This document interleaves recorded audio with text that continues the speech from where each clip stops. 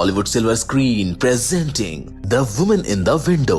कहानी की शुरुआत में हम एक लेडी को देखते हैं जिसका नाम डॉक्टर एना फॉक्स है। देखने से ऐसा लग रहा है कि एना अपने घर में अकेली रहती है, जबकि एना के परिवार में उसकी एक बेटी और उसका हस्बैंड भी है जिनसे वो रेगुलरली फोन के थ्रू टच में रहती है। ये फैमिली देखने में बिल्कुल नॉर्मल फैमिली लगती है।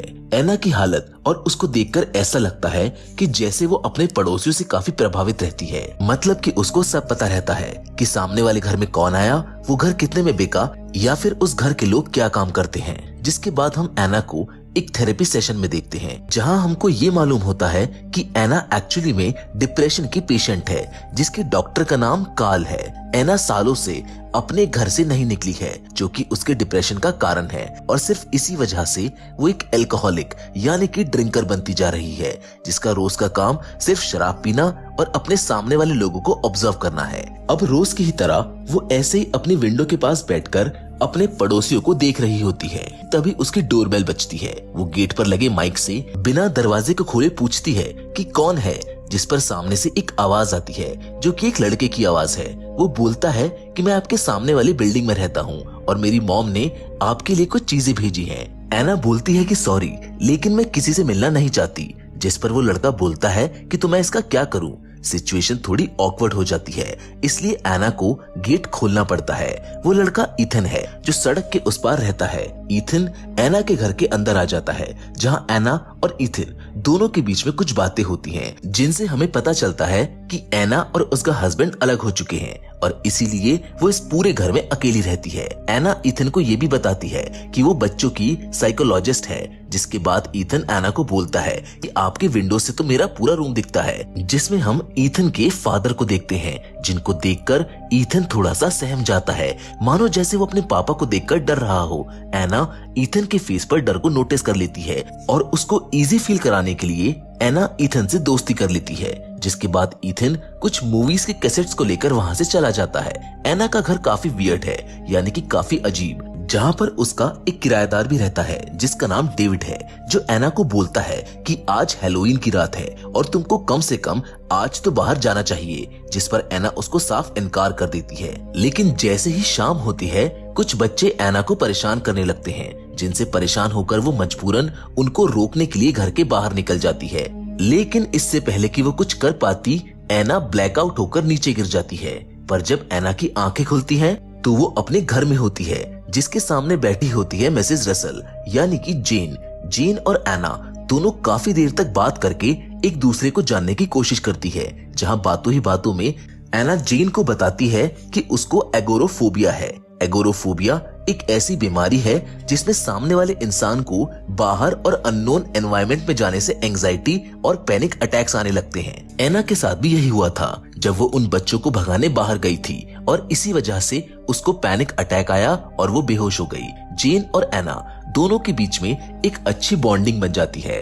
वैसे यहाँ पर गौर फरमाने वाली बात यह है कि ये सारे इवेंट्स जो एना के साथ हो रहे हैं ये डे वाइज घट रहे हैं, जैसे कि आज ट्यूसडे है। जिसके बाद अब हम एलिस्टेयर रसल को देखते हैं जो जेन का हस्बैंड है। एलिस्टेयर एना से मिलने उसके घर आता है। उसको बस ये जानना है कि उसकी फैमिली से कल शाम क्या कोई उससे मिलने आया था, जहां बातों ही बातों में एना एलिस्टेयर को ये बता देती है कि कुछ दिनों पहले ईथन उसके लिए कैंडल्स लेकर आया था, जिसे जानकर एलिस्टेयर थोड़ा सा नाराज होता है, जो उसके चेहरे से साफ झलक रहा था। एक चीज तो यहाँ पर कंफर्म है कि ये फैमिली थोड़ी सी तो वियर्ड है।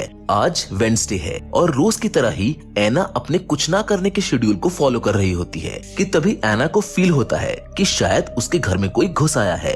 वो 911 पर कॉल करती है, जिनको वो अपनी डिटेल्स बता ही रही होती है कि तभी उसको पता चलता है कि वो तो डेविड है, जिससे डरकर उसने 911 पर कॉल कर दिया। डेविड एना का किराएदार है। जिसके बाद एना पुलिस को सॉरी बोलकर फोन काट देती है। एना डेविड से पूछती है कि तुम रसल्स के यहाँ पर काम कर रहे हो क्या, जिस पर डेविड बोलता है कि हाँ, उन्होंने कुछ दिनों पहले एक इश्तेहार दिया था, इसीलिए मैं उनके यहाँ पर काम कर रहा हूँ। अब एक बार फिर से हम एना को अकेले अपने घर पर देखते हैं, जिसे अचानक ही जेन के घर से किसी के चिल्लाने की आवाज आती है। वो डरकर पहले तो एलिस्टेयर को कॉल करती है, जो उसका कॉल पिक नहीं करता। जिसके बाद वो ईथन को कॉल करके पूछती है कि क्या हुआ, मैंने तुम्हारे घर से किसी के चिल्लाने की आवाज सुनी थी, तुम ठीक तो हो ना। जिस पर ईथन डरते हुए बोलता है कि हाँ सब कुछ ठीक है, जिसके बाद वो फोन काट देता है। एना हड़बड़ाहट में जेन को उसके घर से बाहर जाते हुए देखती है, जिसके तुरंत बाद एना को एलिस्टेयर का कॉल आता है। वो गुस्से से एना से पूछता है कि तुमने मुझे फोन किया था क्या? एना बोलती है कि हाँ, मैंने आपके घर से किसी के चीखने की आवाज सुनी थी, जिस पर एलिस्टेयर बोलता है कि ऐसा कुछ नहीं है, यहाँ पर मैं और सिर्फ मेरा बेटा है। अब इससे पहले एना कुछ और बोल पाती, एलिस्टेयर फोन को काट देता है। ये सिचुएशन एक्चुअली में बहुत वियर्ड है, क्योंकि एना ने सच में किसी के चीखने की आवाज सुनी थी। एना अपने घर की विंडो से एलिस्टेयर के घर में झांक रही होती है, जहां पर वो एलिस्टेयर के हाथ में एक हैमर यानी कि एक हथौड़े को देखती है। एना उस हथौड़े को देखकर बहुत ही ज्यादा डर जाती है। एना और ज्यादा छानबीन करने के लिए अपने DSLR कैमरे का इस्तेमाल करती है। वो ये सब कंफर्म करने के लिए डेविड से भी पूछती है कि क्या तुमने सड़क के उस पार से किसी के चीखने की आवाज सुनी थी, जिस पर डेविड उसको ये कहकर मना कर देता है कि मैं तो म्यूजिक सुन रहा था। अब एना अपने DSLR कैमरे की मदद से एलिस्टेयर के घर में झांकने लगती है, जहां वो बहुत ही अजीब अजीब चीजें नोटिस करती है। वो ईथन को देखती है, जो डर कर उसके घर की तरफ ही आ रहा होता है। वो तुरंत ईथन के लिए गेट खोलती है। एना उससे पूछती है कि ईथन, आखिर तुम्हारे घर हो क्या रहा था? जिस पर ईथन एना को बताता है कि एलिस्टेयर बुरा आदमी नहीं है, वो तो बस टेंशन में है। जिसके बाद एना उसको गले लगाकर शांत करने की कोशिश करती है। एना ईथन को अपना नंबर भी देती है और बोलती है कि अगर तुम्हें वहाँ पर जरा सा भी डर लगे तो तुम यहाँ पर आ सकते हो। अब यहाँ पर सिचुएशन थोड़ी सी नॉर्मल होती है, जिसके बाद हम एना को उसकी एंटी डिप्रेशन पिल्स लेते हुए देखते हैं, जो अपने डॉक्टर से बात कर रही होती है। उसका डॉक्टर यानी कि कार्ल उसको बताता है कि तुमने मुझे एक मैसेज भेजा था, लेकिन एना हैरानी से मना कर देती है कि मैंने तो तुमको कोई मैसेज नहीं भेजा। एना एक बार फिर से अपनी फ्रस्ट्रेशन को दूर करने के लिए ड्रिंक करना शुरू कर देती है। वो इतना ज्यादा ड्रिंक कर लेती है कि वो अपने होशो आवाज दोनों खो देती है। वो पागलों की तरह अपना फोन ढूंढने लगती है, जो उसे कहीं नहीं मिलता। जिसके बाद एक बार फिर से वो अपना कैमरा उठाती है और सामने वाले घर में झांकने लगती है, जहां इस बार उसको ऐसा कुछ दिखता है जिसको देखकर वो बहुत ज्यादा डर जाती है। वो जेन को खून से लथपथ देखती है, जिसके पेट में चाकू लगा होता है। वो तुरंत अपने फोन को ढूंढकर उससे 911 पर कॉल करके बोलती है कि किसी ने जेन को, जो उसके घर के सामने रहती है, उसे मार डाला। एना घबराहट में जेन को बचाने के लिए भागती है, पर उसकी बीमारी की वजह से वो सड़क पर गिरकर बेहोश हो जाती है। अब एक बार फिर से एना को जब होश आता है तो वो अपने घर पर होती है, जहाँ कुछ डिटेक्टिव्स भी होते हैं, जिनमें से एक का नाम डिटेक्टिव लिटिल है। वो एना से सवाल पूछता है, जिस पर वो उनको बोलती है कि जेन कहाँ पर है, क्या वो ठीक है। लेकिन इससे पहले कोई कुछ वहाँ पर बोल पाता, एलिस्टेयर वहाँ पर पहुँच जाता है। वो एना को बोलता है कि बातें बनाना बंद करो, तुम मेरी बीवी से कभी नहीं मिली हो, ये फालतू की कहानियां क्यों बना रही हो। एना बोलती है कि वो मेरे घर आई थी, हमने खूब बातें करी थी, लेकिन एलिस्टेयर पुलिस के सामने मना करने लगता है, जिस पर एना बोलती है कि ये आदमी झूठ बोल रहा है। अब सबको साबित करने के लिए एलिस्टेयर जेन को बुलाता है, जो एक्चुअली में वो जेन नहीं है जो एना से मिली थी। एना बोलती है कि ये जेन नहीं है, जिस पर वो ईथन को बुलाने को कहती है, लेकिन ईथन भी वहाँ पर आकर यही कहता है जो उसके डैड बोल रहे थे कि आप मेरी मॉम से कभी नहीं मिली। एना को कुछ समझ नहीं आता है कि ये क्या हो रहा है। वो सब वहाँ से चले जाते हैं। एना अपने हस्बैंड को कॉल करके सब बताती है, लेकिन वो भी उसकी बातों पर यकीन नहीं करता है। आज दिन है फ्राइडे। एना एलिस्टेयर की वाइफ जेन को इंटरनेट पर ढूंढने लगती है, जहां उसे उसके बारे में तो कुछ पता नहीं चलता, लेकिन एलिस्टेयर के बारे में वो जरूर कुछ जान जाती है। एलिस्टेयर एटिक्सन न्यूयॉर्क में काम करता था, जहां फोन करने पर उसको पता चलता है कि वो यहाँ पर अब काम नहीं करता। उसको सब कुछ बहुत अजीब लग रहा होता है। एलिस्टेयर की प्रोफाइल चेक करते वक्त उसे एक पैमेला नाजिम नाम की औरत के बारे में पता चलता है, इसकी कुछ दिन पहले ब्रुकलिन में मौत हो गई थी। पैमेला एलिस्टेयर के साथ काम क्या करती थी, वो आगे छानबीन करती है, जहां पर उसको पता चलता है कि पैमेला एलिस्टेयर की असिस्टेंट थी। चीजें और भी ज्यादा उलझती हुई नजर आ रही थी।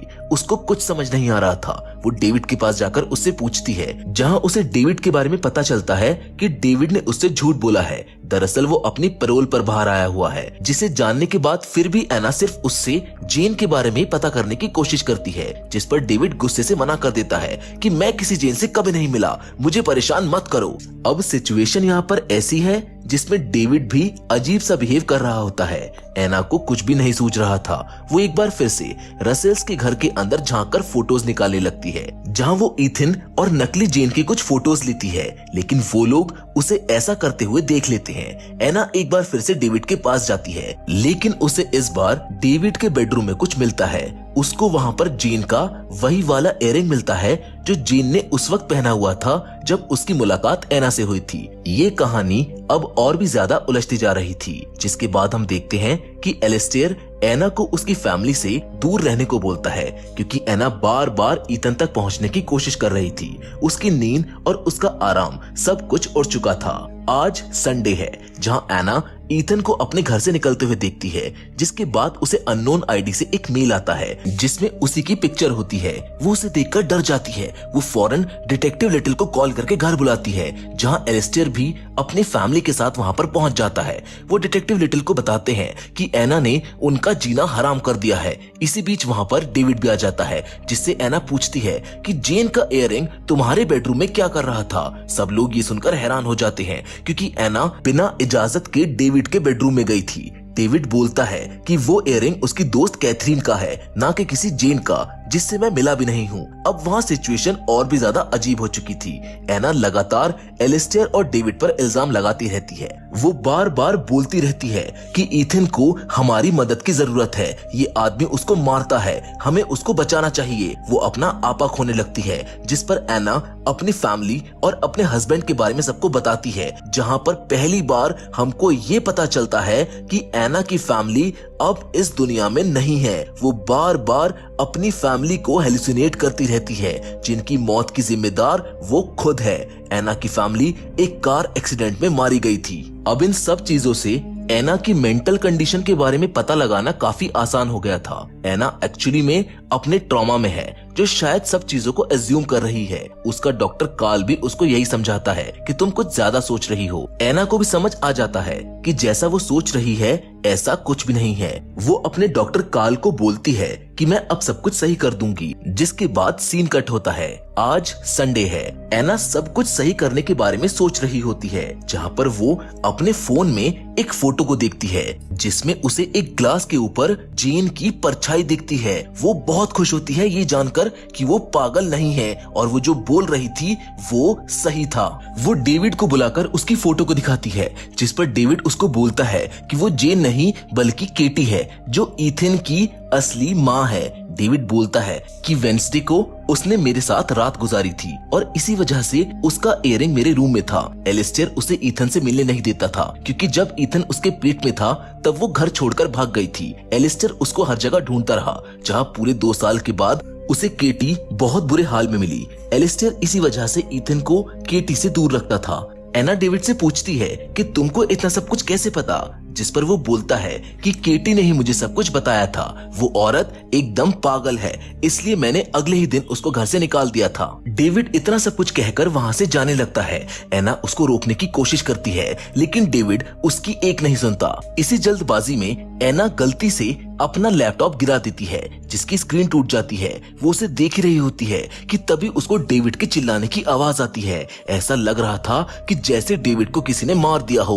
वो डेविड डेविड चिल्ला रही थी, जहां उसे अंधेरे से एक परछाई अपनी ओर आते हुए दिखाई देती है, जिसके हाथ में खून से सना हुआ एक चाकू होता है। और जब वो परछाई रोशनी में आती है तो उसको देखकर एना के होश उड़ जाते हैं। डेविड को मारने वाला इंसान ईथन था, जो बिल्कुल एक मेनियाक की तरह बिहेव कर रहा था। वो बोलता है कि डेविड को तो मरना ही था, क्योंकि उसने मेरी माँ के साथ रात गुजारी थी। ईथन एना को डराने की कोशिश करता है। उसकी बातों से ऐसा लग रहा था जैसे ईथन को कोई मानसिक बीमारी हो। केटी यानी कि अपनी मॉम को मारने वाला इंसान भी ईथन था। ईथन एक सीरियल किलर है। पैमिला को मारने वाला भी ईथन था, जो एलिस्टेयर की असिस्टेंट थी। एना को मेल करने वाला, उसको पागल बनाने वाला, सब ईथन था।